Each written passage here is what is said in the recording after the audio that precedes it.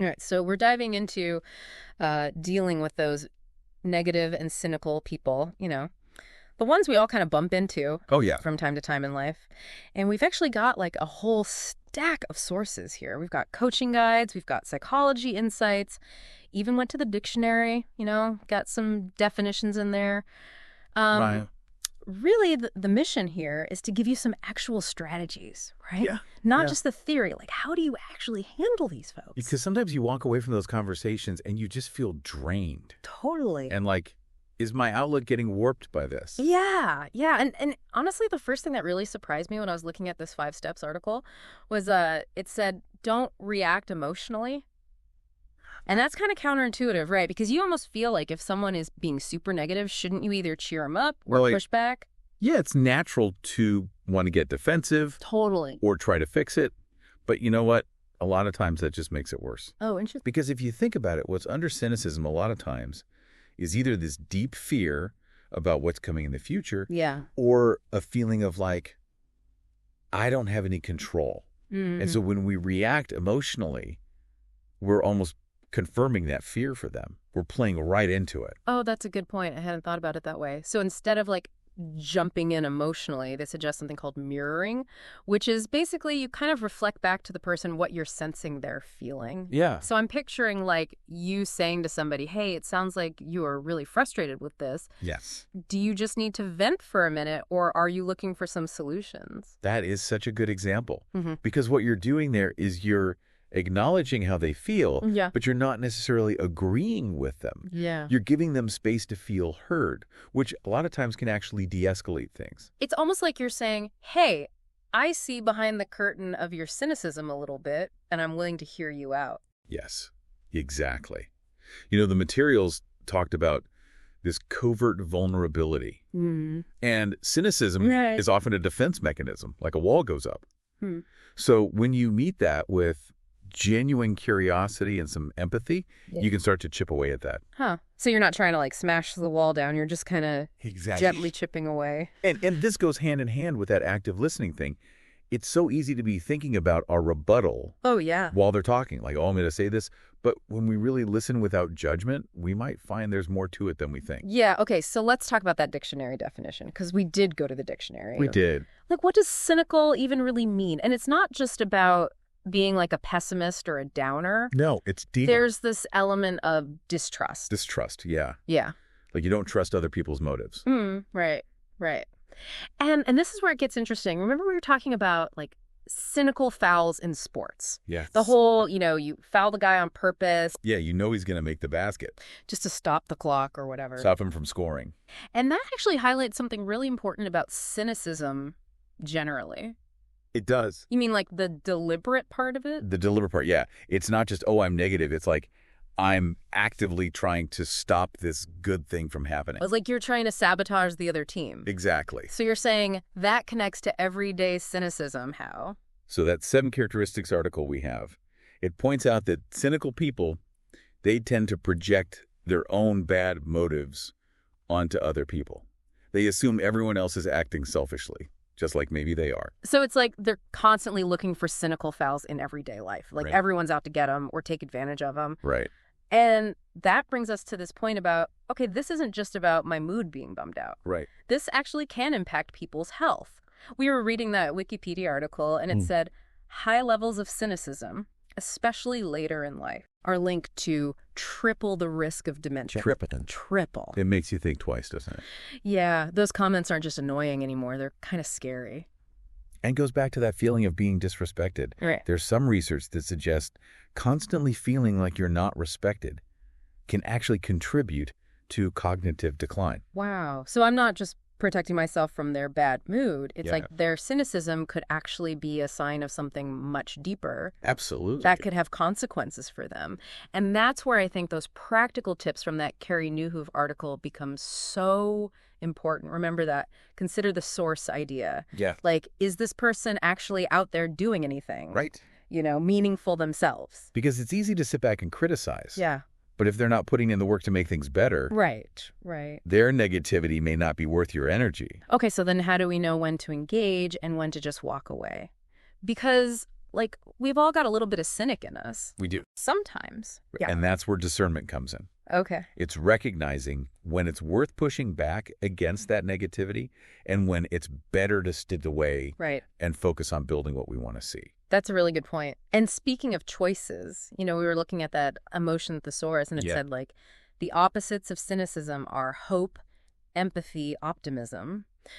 Which one of those feels like the most powerful antidote to you? That's a great question. And I think it leads perfectly into some of the more practical stuff we found in these sources. Okay. Why don't we pick up right there next time? So before we got totally sidetracked by that whole, like, antidote to cynicism thing, we were talking about practical tips for actually, like, dealing with these people, right? Yes. In that article, How to Handle Cynics and Pessimists in Your Life, the Carrie Newhoff one, I gotta say, that one really hit home for me. Yeah, it's packed with good stuff. And, that idea of consider the source, it's so important.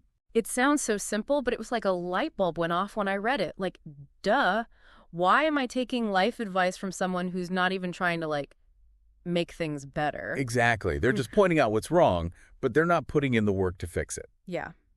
And they even point out in the article, most cynical people are not 100% wrong all the time. Right. There might be a little kernel of truth buried under that mountain of complaints. Right. So can you separate the wheat from the chaff? Right. Is there something in there that's valid? Like, maybe their criticism is highlighting a blind spot that I have, or, like, something I didn't think about. You're open to the feedback. Yeah. Even if it's not coming from the best source. Right. But then, even if you're being super open-minded about it, sometimes those conversations just go nowhere. It's like talking to a brick wall. It's like a brick wall. Yeah. And so that's where their point about don't fight a battle you won't win really hit home. Yeah, sometimes the most productive thing you can do is just acknowledge their perspective, maybe agree with them on one tiny point, and then just move on. You can't change their mind if they're not open to it. Right. And that article had this line that really struck me. They said, the more you're around those negative voices, the more susceptible you become to their cynicism. Yes. It's like, it's contagious. It really is contagious. Like, we're social creatures. We're influenced by the people around us. Yeah. Their emotions, their beliefs. It rubs off on us whether we realize it or not. Okay, so that brings us back to, like, hope, empathy, optimism, all that. Right. If negativity is contagious, then surely those positive things can be too. Be contagious too, right? Absolutely. Think about a time you were around somebody who's super optimistic. Oh, yeah. Like, genuinely enthusiastic. Yeah. Didn't it lift your spirits? Yeah, for sure. Like, their energy was infectious. Okay, so going back to your question from earlier then, which one of those resonates with me most as the, like, antidote? I think for me, it's curiosity. Curiosity. Tell me more about that. Well, you think about it. Cynical people rarely try anything new. They're kind of stuck. Right. But curious people, they're always asking questions, exploring, trying new stuff. And that's what keeps them from getting stuck in the rut. Right. It's like a shield against the negativity. And as I was reading the Emotion Thesaurus, it struck me that curiosity is all about asking questions. Yes. Cynicism is all about assumptions. Assumptions, yeah. People are selfish. The world's a terrible place. Yeah. But when you're curious, you start to question that. Right. It's like instead of saying, that'll never work, you say, well, what if it did work? Right. Or instead of assuming someone's motive is bad, it's like, well, what could have led them to this? What's going on there? Right. So it's a subtle shift. Yeah. But it makes a huge difference. It's moving from judgment to understanding, from negativity to possibility. Yeah. And, it's not about being naive. Right. We know there's bad stuff in the world, but it's about recognizing that alongside all of that, there's also beauty and kindness and potential. And that's worth focusing on. Absolutely. So as we kind of wrap up this part of our deep dive, what's really standing out to you? What's resonating with me is that this isn't just about surviving these interactions. Right. It's about using them as opportunities for growth. Oh, I like that. For ourselves. Right. And maybe even for them. Yeah, it's recognizing that we have a choice in how we respond. You do. We can choose to get sucked in, or we can choose to stay grounded and spread those positive things instead. And if we can manage to do that, who knows what positive change we can start. It's a beautiful thought. And I think that's a good place to pause for now.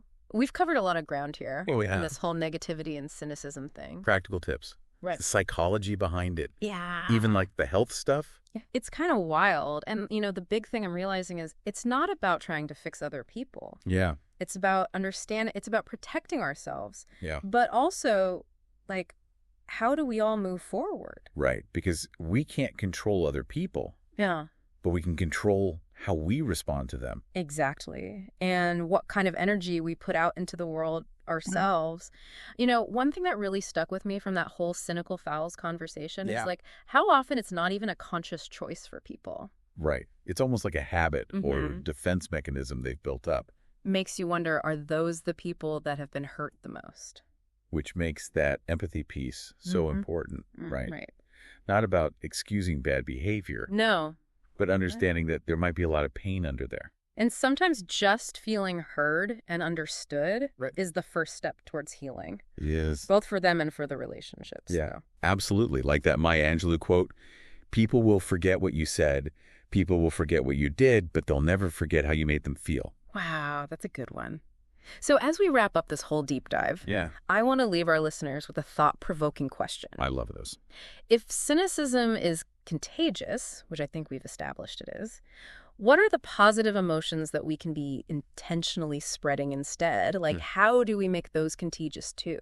That is such a good question. Because it's not just about shielding ourselves from the bad stuff. Right. It's about actively putting out the good stuff. Yeah. It's like asking ourselves, how can my actions, my words, how can I make the world a little bit brighter? Yeah. A little bit kinder. A little more hopeful. Yeah. And if we all kind of focus on that, maybe we can shift the balance a little bit, you know?